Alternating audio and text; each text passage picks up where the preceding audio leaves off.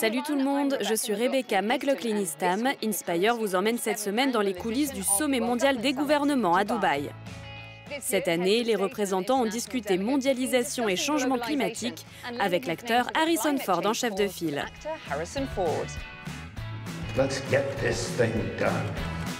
Nous nous intéresserons également aux innovations qui permettront bientôt aux étrangers d'apprendre l'arabe plus facilement. Mais tout d'abord, voici un concentré des sujets importants de ce 7e sommet des gouvernements, auquel ont participé quelques 4000 délégués venus de 140 pays différents. Et si la mondialisation rimait avec créativité? C'est l'avis de Mohamed Al-Gergaoui, le ministre des Affaires du cabinet et de l'avenir des Émirats. Ce dernier a souligné la valeur du secteur des emplois créatifs, qui représenterait 2500 milliards de dollars. Une aubaine qu'il faudrait exploiter en priorité, puisque 85 millions d'emplois seraient à pourvoir d'ici 2030. Voilà pourquoi le ministre s'est engagé à favoriser l'apprentissage de la créativité en sollicitant l'imagination des jeunes Émiratis à l'école.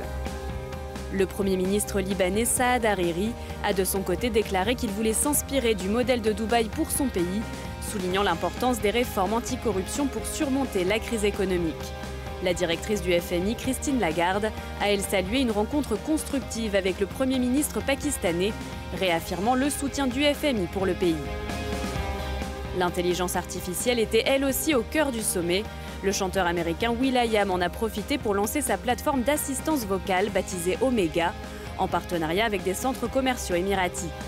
Sa particularité, contrairement à Siri ou Alexa, l'application n'aurait pas accès aux données des utilisateurs. Elle est également en cours de développement pour pouvoir comprendre plusieurs dialectes issus de l'arabe.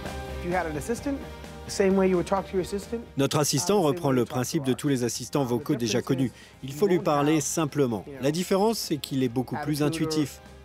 Par exemple, si vous demandez les chansons de Drake, l'application lancera les musiques de Drake et toutes celles qui peuvent être liées à cet artiste. Plus tard, si vous dites « je veux plus d'informations sur lui », l'assistant fera automatiquement le lien avec Drake, sans avoir besoin de le nommer. Pour la 3e fois de son histoire, le changement climatique était l'une des priorités du sommet, avec un accent particulier autour de l'impact sur la santé des populations. D'après le Centre de recherche sur l'épidémiologie des catastrophes, les conditions climatiques auraient causé la mort d'au moins 5000 personnes l'année dernière. Chaque fois que des événements liés au changement climatique se produisent, les conséquences pour les enfants sont graves, en particulier pour leur alimentation. Cela affecte leur croissance et leur évolution dans la vie. Dans notre région, nous sommes fréquemment touchés par les tempêtes de poussière et la pollution qui se propage d'un continent à l'autre. Beaucoup de personnes se rendent à l'hôpital à la suite de tels cyclones. Plus de 33% des espèces marines du Golfe arabique pourraient avoir disparu d'ici 2090, d'après les scientifiques participant au Forum sur les changements climatiques. Une perspective qui pousse le gouvernement des Émirats à agir, un message porté de longue date par l'acteur américain Harrison Ford qui était présent à Dubaï. If nature isn't kept healthy, humans won't survive. Simple as that. Si nous ne protégeons pas la nature, les humains ne survivront pas. Voilà le message d'Harrison Ford qui a décrit la préservation de l'environnement comme le plus grand défi moral de notre époque. Laurent Fabius, le président du Conseil constitutionnel français, a déclaré que les gouvernements ne devraient pas être égoïstes et faire passer leur propre intérêt avant la protection de la planète. Ayant joué un rôle central dans l'élaboration de l'accord de Paris, le premier accord mondial sur le changement climatique, l'ancien Premier ministre a ajouté que le retrait américain était dangereux et envoyé un message négatif à la communauté internationale. En marge du sommet, Laurent Fabius s'est entretenu avec Inspire. Merci de nous accorder cet entretien. D'après vous, est-ce que le monde est en train de gagner ou de perdre la bataille pour le climat ? C'est 50-50. Nous avons remporté une grande victoire avec l'accord de Paris, que j'ai eu l'honneur de présider. Depuis, de nombreux rapports ont montré que c'était urgent et important. Et ça, c'est positif. Mais l'aspect négatif, c'est que les chiffres sont terriblement mauvais et qu'il est urgent d'agir davantage si nous voulons sauver l'humanité. Qu'est-ce qu'il faudrait dire à Donald Trump quant à son retrait de l'accord de Paris? Eh bien, en toute honnêteté, quoi que je puisse dire, je ne pense pas que cela changerait quoi que ce soit. Malheureusement, cette décision de Donald Trump est cruciale et va dans le mauvais sens. Alors que les 3/4 des Américains pensent que le changement climatique existe bel et bien et qu'il est d'origine humaine. Ils pensent eux aussi qu'il y a nécessité d'agir et que c'est important. L'accord de Paris était quelque peu ambigu en ce qui concerne les émissions de carbone. Qu'est-ce que cela veut dire, cette neutralité carbone? Sur cette question de la neutralité carbone, nous devions d'être ambigus. Pourquoi? Parce que beaucoup de personnes, moi y compris, considèrent que la neutralité carbone signifie que la majorité des combustibles fossiles doivent rester dans le sol.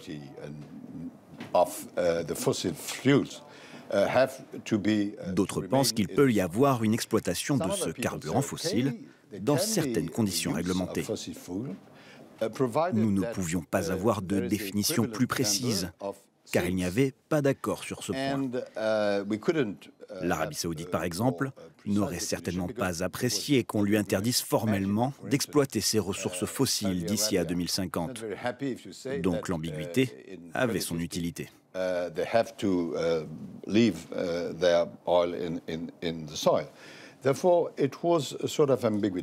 Comment garantir une action multilatérale sur le changement climatique dans ce que l'on pourrait appeler un monde très sceptique? Oui, vous avez raison. Au niveau gouvernemental, le monde est de plus en plus sceptique. Si nous voulons nous attaquer à ces problèmes environnementaux, nous devons le faire tous ensemble. Dans le même temps, nous devons utiliser les acteurs non étatiques et les citoyens.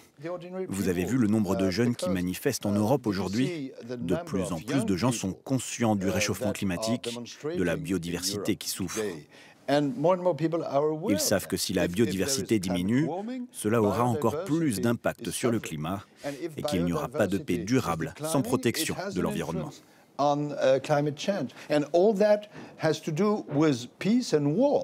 Vous venez de faire référence aux manifestations qui se déroulent en Europe. Si vous étiez toujours Premier ministre français, qu'est-ce que vous feriez? Je ne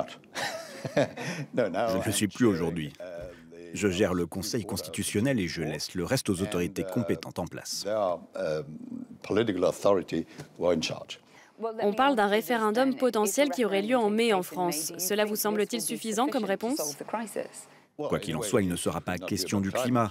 Je tiens à m'en tenir aux affaires juridiques et au climat. C'est cela qui me concerne. C'était un plaisir de discuter avec vous. Merci. Apprendre l'arabe n'est pas forcément chose aisée si ce n'est pas votre langue maternelle. Comment rendre le processus plus simple? Salim Saïd a rencontré une équipe universitaire à Abu Dhabi qui utilise les technologies pour révolutionner les méthodes d'enseignement. Comment notre cerveau passe-t-il d'une langue à une autre? Voilà la question qui taraude les chercheurs de l'Université de New York, basée à Abu Dhabi. Pour y répondre, ils n'hésitent pas à exploiter les tout derniers outils technologiques. Les données recueillies par les technologies de pointe sont précieuses, comme celles issues de la neuroimagerie appelée magnétoencéphalographie. Elles permettent de lire les champs magnétiques émis par le cerveau. L'objectif de cet équipement, qui contient plus de 200 capteurs, mesurer la puissance cérébrale que les gens exercent lorsqu'ils changent de langue. Dans l'expression du langage, les zones du cerveau principalement utilisées sont le cortex préfrontal et le cortex singulaire antérieur. Pendant 2 ans, l'un des doctorants a effectué des tests sur une vingtaine de locuteurs natifs bilingues. Il a découvert que lorsque le groupe alternait naturellement entre l'arabe et l'anglais, les 2 zones du cerveau ne montraient quasiment aucune activité. En revanche, lorsque les cobayes étaient invités à traduire d'une langue à l'autre, les 2 cortex étaient alors très sollicités. Cela signifie que le cerveau utilise plus de ressources pour effectuer cette tâche de traduction. À Abu Dhabi, une autre chercheuse s'intéresse de son côté aux sons typiquement arabes que l'on produit avec notre gorge. Les langues du Moyen-Orient et d'Afrique du Nord comportent environ 29 sons distinctifs, moins que l'anglais et sa quarantaine de sons prononcés. Contrairement à de nombreuses langues, l'arabe utilise le fond de la gorge et l'avant de la bouche. C'est ce que l'on peut voir grâce aux images capturées lors d'une IRM qui montrent les muscles sollicités dans la trachée au moment de la prononciation. Une nouvelle approche de l'apprentissage des langues qui a déjà produit des résultats intéressants. Par exemple, certains sons poussent la luette vers l'arrière plutôt que vers le haut, comme un son similaire en anglais.